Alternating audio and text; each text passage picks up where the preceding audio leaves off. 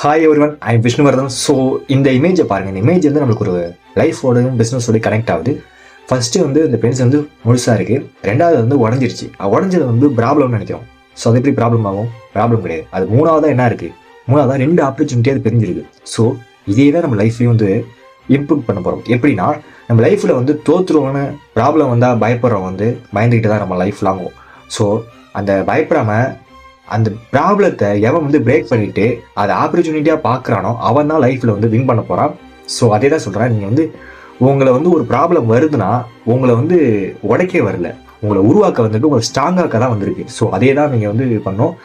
பிஸ்னஸாக இருந்தாலும் சரி, ஸ்டடீஸாக இருந்தாலும் சரி, எவரி சுச்சுவேஷனில் நீங்கள் வந்து பிரேக் டவுன் ஆகினாலும் சரி, ஸோ ப்ராப்ளத்தை ஆப்பர்ச்சுனிட்டியாக பாருங்கள். ஸோ ப்ராப்ளம் வந்து எல்லாருக்குமே வராது.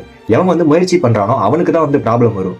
அந்த ப்ராப்ளத்துல தான் அவன் நிறைய கற்றுப்பான். ஸோ ஈஸியாக கிடைக்கிறது ரொம்ப சிம்பிளாகவே போயிடும். ரொம்ப கஷ்டப்பட்டு கிடைக்கிறதா அதுக்கு ஸ்ட்ராங் அதிகம். ஸோ இதுதான் இன்றைக்கான டிசிப்ளின் மோட்டிவேஷன்.